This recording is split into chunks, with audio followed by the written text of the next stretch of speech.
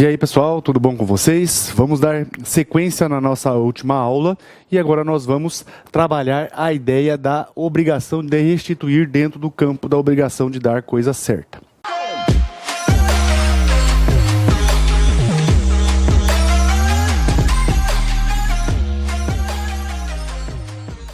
Bom pessoal, no nosso vídeo anterior sobre a obrigação de dar coisa certa, nós falamos para vocês que a obrigação de dar coisa certa, na verdade, ela se subdivide em duas ideias. A obrigação de entregar, que é a coisa certa propriamente dita, e a obrigação de restituir, né, que envolvia um ato de devolução.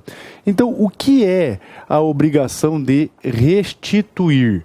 Na verdade, pessoal, a obrigação de restituir é aquela onde o nosso devedor vai devolver, vai restituir uma coisa que é do credor e que por algum motivo está com o devedor, seja por força de lei, seja por força de um contrato. Por exemplo, pessoal, um contrato de locação. Quando termina o prazo do contrato de locação, surge para o locatário uma obrigação, onde ele é devedor e o locador é credor. Qual é essa obrigação? Devolver a coisa. Então, quando você, por exemplo, também vai lá na biblioteca e pega o livro do professor Giba, para você dar uma estudada na matéria. Qual que é a obrigação que surge para você quando vence o prazo? Devolver esse livro na biblioteca. A essa obrigação nós chamamos de obrigação de restituir. Veja que aqui, pessoal, nós temos um detalhe importante. Na obrigação de restituir, pessoal, o proprietário, o verdadeiro possuidor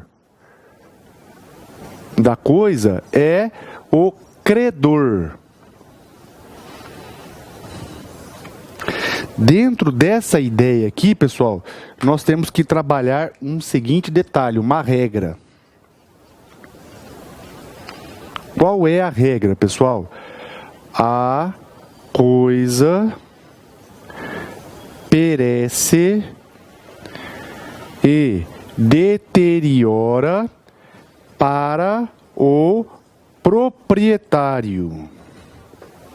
Essa regra é importante, pessoal, porque agora nós vamos estudar perecimento e deterioração nas obrigações de restituir. A ideia, pessoal, é parecido com o que nós vimos nas aulas anteriores. Só que com um pequeno detalhe, pessoal. Na obrigação de dar coisa certa pura, a coisa pertencia ao devedor.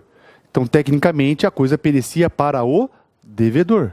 Aqui, pessoal, a ideia é um pouquinho diferente. A coisa pertence ao credor. E isso vai trazer para nós algumas consequências. Vamos lá.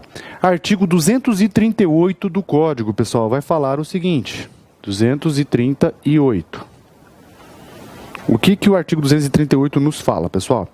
Se a obrigação for de restituir coisa certa, e esta, sem culpa do devedor, se perder antes da tradição, sofrerá o credor a perda, e a obrigação está resolvida, se resolverá, ressalvados os seus direitos até o dia da perda.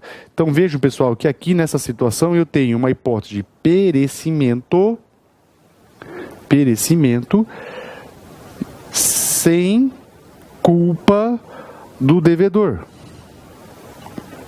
Um perecimento sem culpa do devedor. E aí, pessoal, pergunto para vocês, qual a consequência disso? Qual que é a consequência disso? Resolver.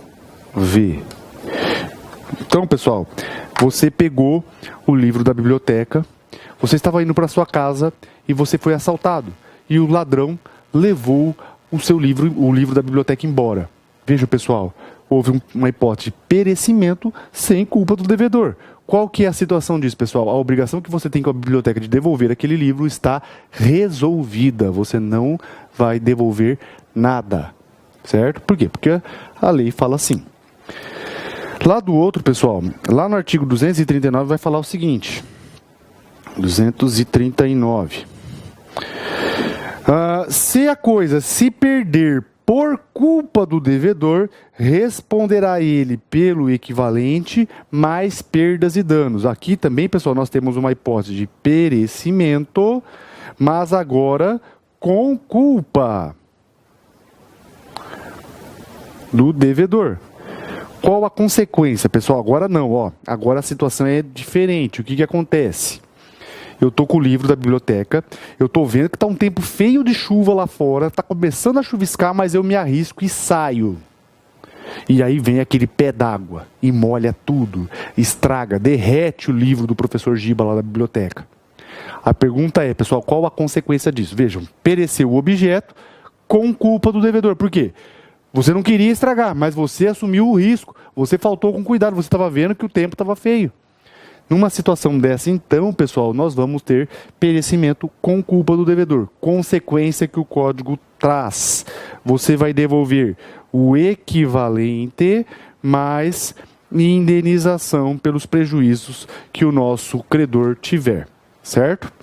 Veja, pessoal, que essas duas hipóteses aqui são hipóteses de perecimento. E em caso de deterioração, por exemplo, o livro não estragou, não derreteu, mas deu aquela rasgada, deu aquela molhada e ficou todo torcido, né?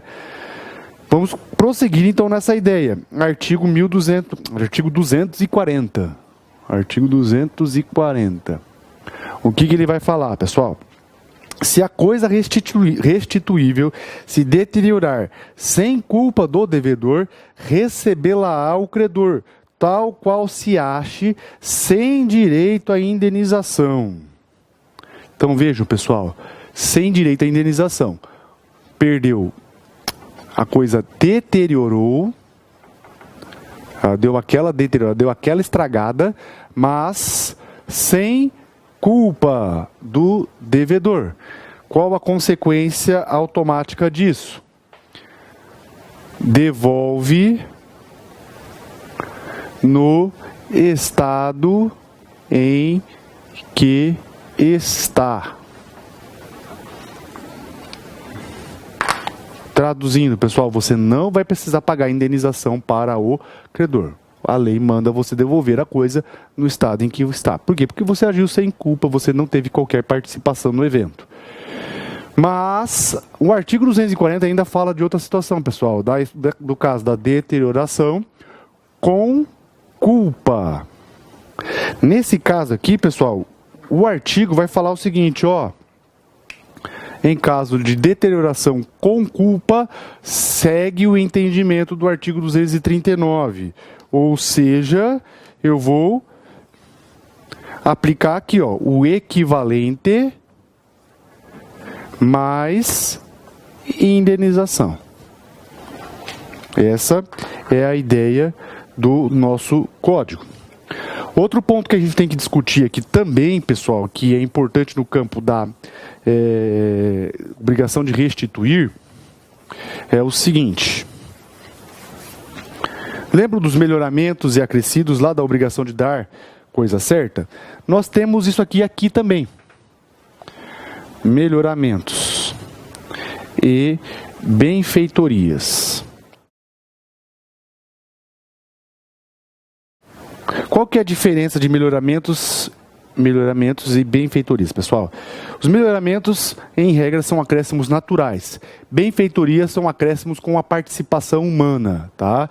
Outra coisa, pessoal, é que as benfeitorias, na verdade, elas só ocorrem quando a coisa não é sua. Então, por exemplo, você aluga um imóvel e você faz uma reforma, você constrói uma garagem, você amplia um muro. Isso são benfeitorias. Por quê? Porque, primeiro, é uma atividade humana. Segundo, a coisa não é sua. Tá? O que acontece, pessoal?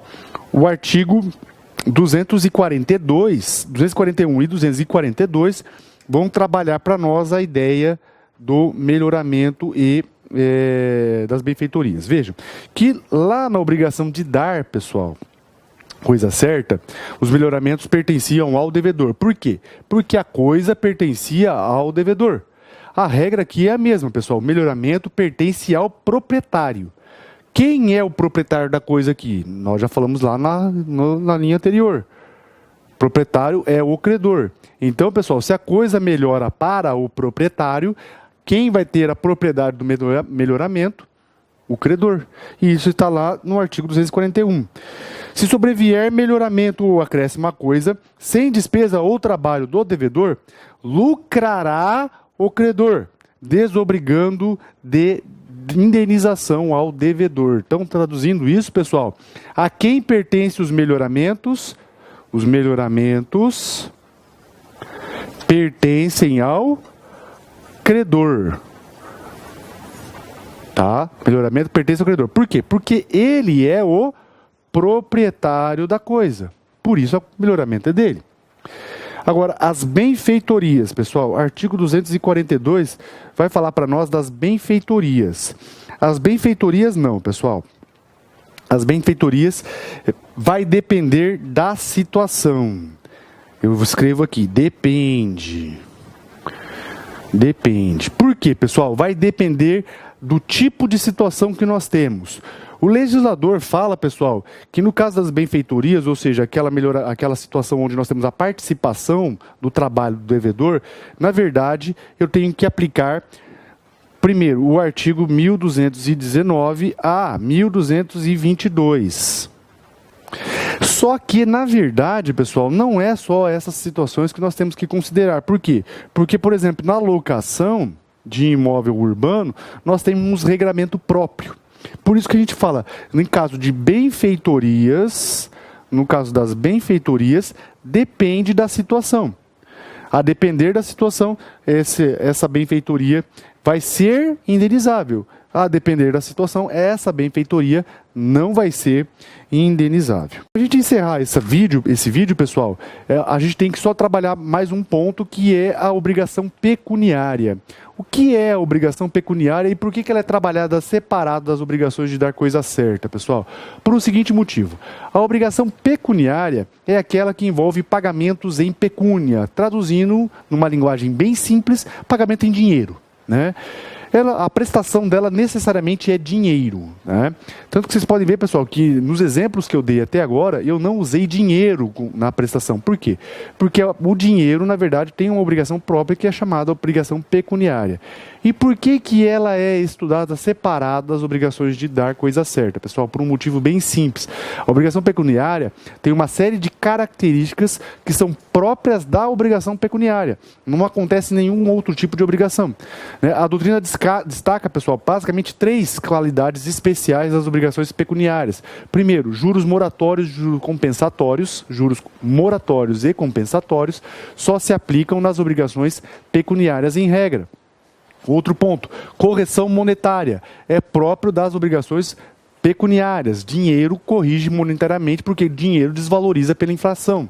Outro ponto, pessoal, cláusula de escala móvel também é um detalhe que nós vamos estudar mais para frente e que também é uma característica específica de contratos que envolvem prestação em dinheiro, tá? Então, por isso que ela é trabalhada separado, certo, pessoal? Bom, então esse foi mais uma videoaula que nós gravamos para vocês. Espero que vocês tenham gostado, espero que tenha aí esclarecido algumas dúvidas para vocês, tá? Não deixe de deixar o seu like aí. Se você ficou com alguma dúvida, pode mandar aí pelas nossas redes sociais, que nós estamos à disposição. Siga o nosso canal também no Instagram e no Facebook. Compartilhe com seus amigos, deixe o seu like e nós estamos aí para qualquer dúvida. Beleza, pessoal? Então, até o próximo vídeo.